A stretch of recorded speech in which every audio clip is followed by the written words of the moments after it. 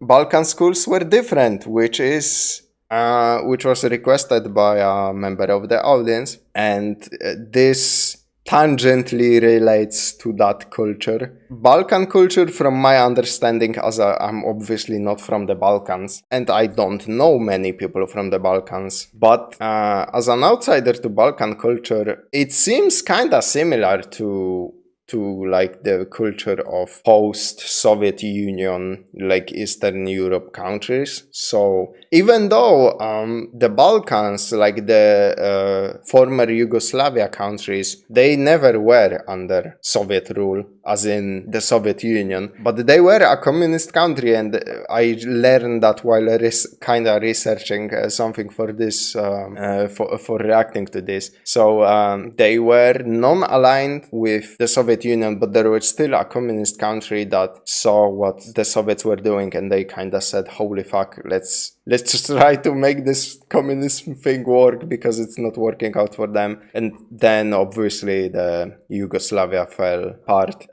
into different countries because, well, there were culturally like different people. So now you have like Albania, Bosnia and Herzegovina, which is one country, not two separate countries. Serbia, Croatia, a couple of autonomous regions I forget the names of, and I'm probably forgetting like some countries. So yeah, I'm not sure what period this video talks about. I will just get into it and see for myself and see if I can relate at all. If this is a period before me, before I went to school, which I'm assuming it will be. Oh yeah, I forgot about Macedonia, right? Serbia, I think I actually said. Like, I'm assuming this is before my time at school, so maybe at least some of the things my older brothers went through in school can relate to those. Funnily enough, I don't really know. I don't remember. I never really talked with my parents about their time at school. So yeah, let's just get into the video and see.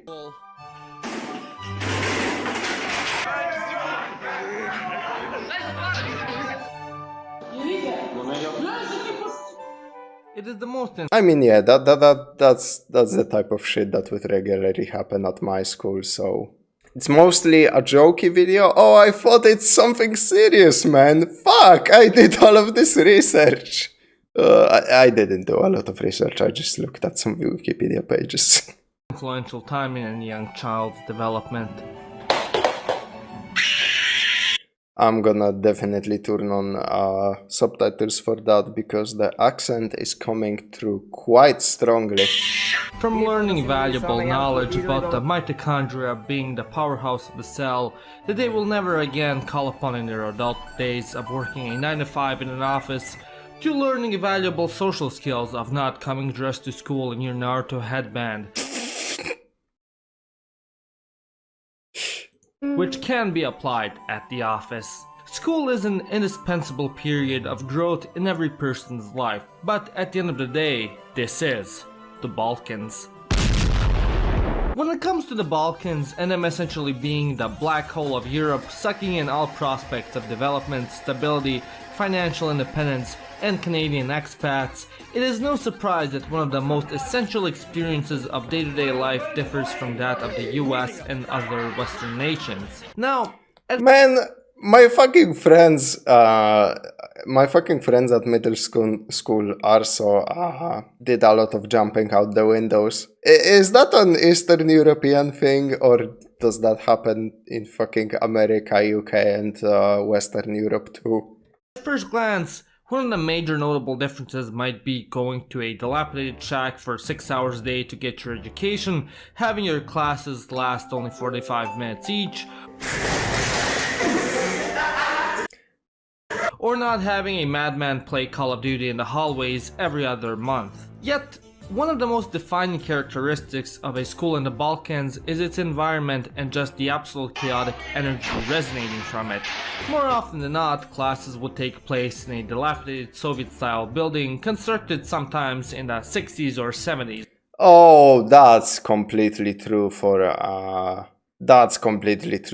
any like Eastern European fucking country. The school buildings are fucking terrible. The only modern school I ever went to throughout all of my life was my elementary school was pretty new, pretty like pretty well equipped, like in the mid 2000s, and then my middle school and high school literally looked like this picture. I'm pretty sure this is the fucking... Every single person in Eastern Europe goes to the same school and it kinda looks like this building. And then only when I pursued higher education, so when I went to college, only then did the facilities actually get really modern and good. And that was still only some. And I was so fucking lucky because I was going to a campus. I was studying English, right, to get my bachelor's degree. And the facilities for foreign languages, which is where everybody learning like foreign languages went, I think has just been renovated when I started going there. So we had a really cool, like unmodern, actual fucking not dilapidated shitty building like this. And then some of the classes took place in the building next door, which was for people studying, I'm not sure how to say this in English, like humanitarian subjects like philosophy, psychology, and other things like that. And their building fucking sucked. It was so old, man. It smelled so fucking badly of mold in there. And I was just thanking the stars every fucking day that I got to go to the actual high quality building that was not a random shithole. That essentially resemble. And yeah, this is very important to say. A lot of buildings in like Poland were built by the Soviets on the fucking very quickly. By the Soviets, I mean like obviously under the Soviet rule, and a lot of parts came from Soviet facilities because a lot of our shit was bombed, and we were experiencing like a boom in population. So a lot of buildings like this, very blocky fucking Minecraft houses made out of concrete were built, and they are still to this very day used and sometimes just renovated. More a beginner house in Minecraft than an educational institution. Yep. The walls were usually painted in some combination of Disney's go away green, white, or blue. For my high school, it was white and like this part was skin tone instead of blue. But were usually painted in some combination holy fuck, of this Disney's is such a nostalgia trip for me. God damn. With the desks being made mostly out of a combination of cheap wood and sawdust and held together by discounted metal frames, the paint on which has been slowly peeling off and rust took well over. Yep. Within the classrooms, the schools used the same ceramic heater a grandma in Chelyabinsk 50 years ago did, because all the funding for schools went to the mayor's BMW Series 7. Yep. So it was cold all the time. Thus, during winter months, most kids sat at their desks with their winter coats on. While in front of the school, all the fences... Okay, that was not a problem in like my specific experience, so... were spiked and 2 meters tall, which also had a portion of literal rolled barbed wire, as a way to prevent kids from jumping over them and escaping, because... You know it wasn't a Balkan school unless you had at least 5 guys in your classroom jumping out of a first story to ditch class and wasting all of their money on Book of Ra at the Mozart bet.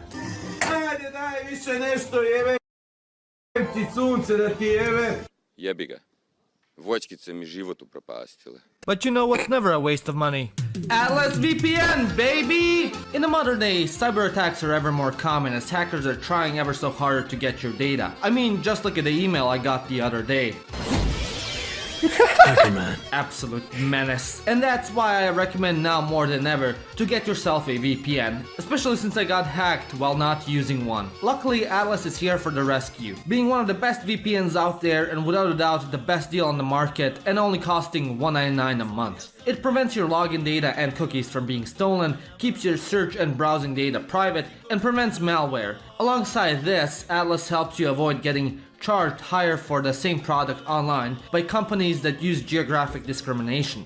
If you're in the market for online games or flights, Atlas is your best friend. Just switch to an Indian or Argentinian IP and poof! Alongside that, you can also access different TV shows and movies, once again geolocked from your home country. And with just one subscription, you have all of this on unlimited devices. So just go and click the link in the description, atlasv.pn/Europe, and get Atlas Premium for just $1.99 a month. VPN ever. That's so weird. Plus 3 months completely free. Since Atlas first sponsored my channel, their prices have gone up 2 times already, so better go and get yourself a subscription now before they rise again. And don't worry, if you're not satisfied with the VPN, which again I highly doubt, you have a 30-day money-back guarantee, so go check it out. Try it for yourself, protect yourself, and support the channel, atlasv.pn/Europe. However, that was all fine and friendly until you saw the fucking toilets.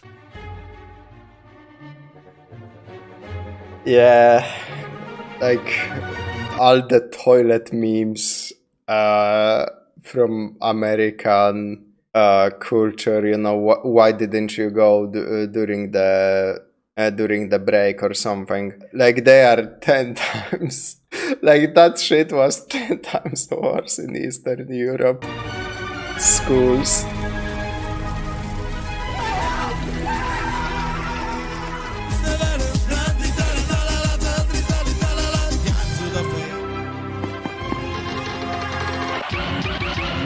vagyunk az arabok és terroristák vagyunk. Éles a mi fegyverünk és izom a mi agyunk. Other than the fact that you basically had to shit squatting down through a hole, which was maybe cleaned once last semester.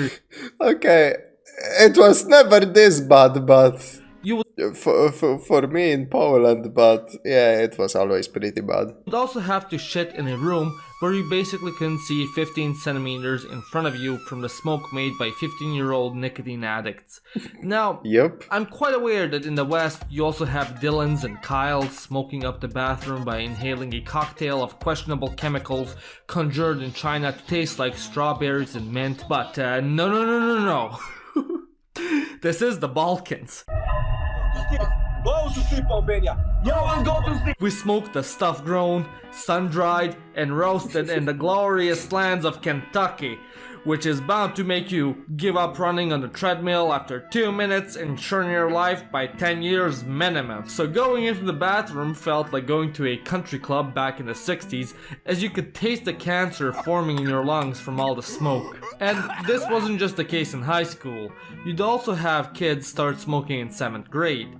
And instead of sharing a pack of gum during recess, they'd all be sharing a box of cigarettes. You'd also had some opening up startups in the trade of illicit substances. So, on special occasions, you'd also have the police coming in and taking away Ivan for being a very naughty boy. Yeah, that actually fucking happened to the elementary school down the street. I remember, like my elementary school I went to was, like I said, the standard was very high and like the culture was completely different. So we never had people smoking. I'm specifically referring to elementary school, right? We never had people smoking. We never had any like drug busts or whatever. But the school down the road, also an elementary school, had a fucking drug bust because they found some foul shit on an elementary school kid. Not a teacher or anything, just a kid was carrying around like coke or methamphetamine, man. The shit was crazy. In middle school, a bunch of people like smoked cigarettes. Some people did drugs because I at that point moved out to like the country. and I basically went to school with a bunch of Polish rednecks, and they were fucking insane, man. There were 15, 16-year-olds coming to school just, you know, after smoking grass or completely drunk.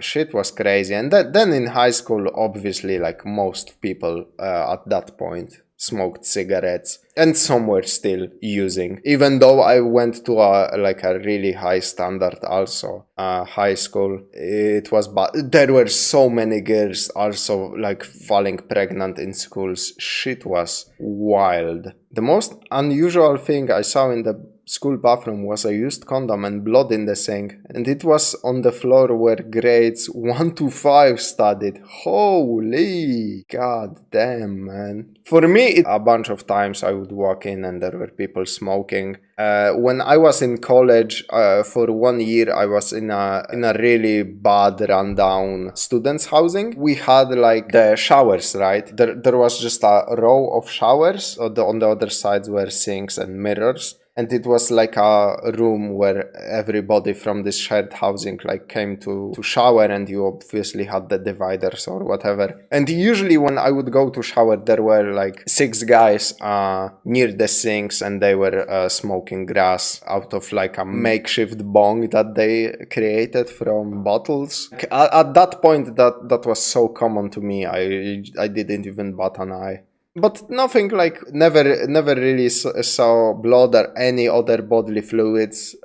So I guess I was lucky because I heard some stories. But of course, some kids also played by the books and would sell home-brewed brandy to the teachers.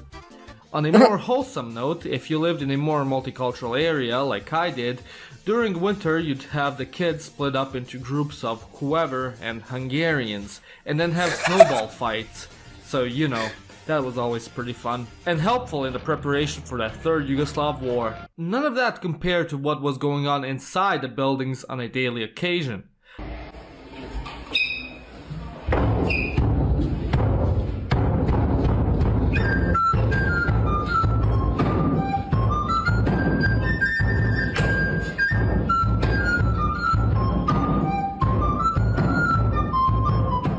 The classrooms before the teachers would come, and that's just a common sight in Polish school.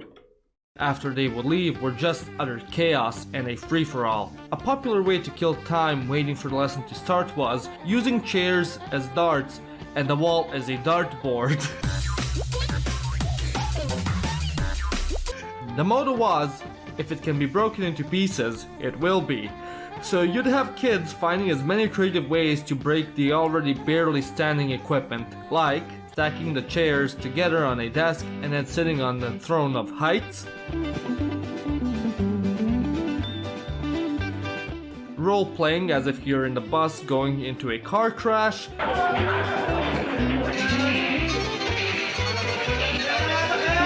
come in one by one into the classroom while opening and slamming the door after yourself,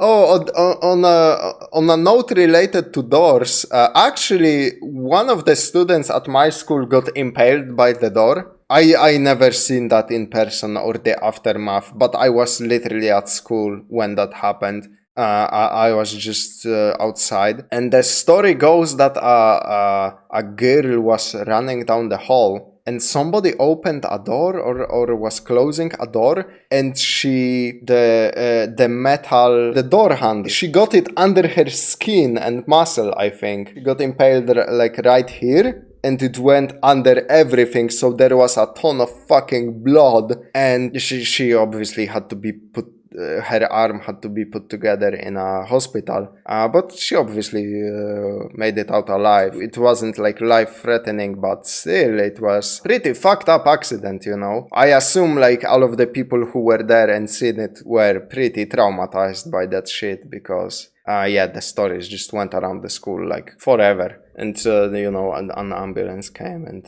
everything. Other than that, like just people got into fights, which is like common. We were playing football behind the school, and a guy hit his head on a fence, and punched his head right through to the brain, and then sat waiting for an ambulance drooling. It was scary.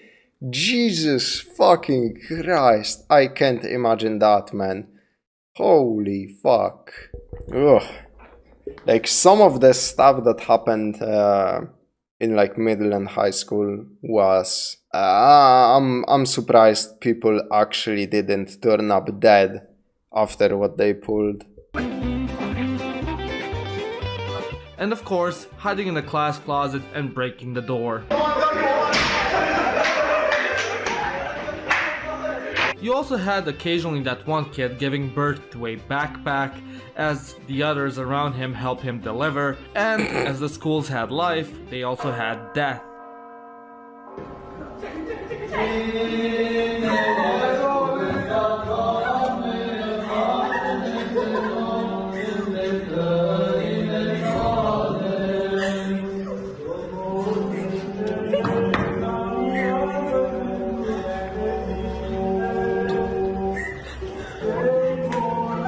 You could also spot a kid practicing for his life after high school to be a layman as the teacher was going over the day's lesson. And just as the police would sometimes raid the school, so would the students as well.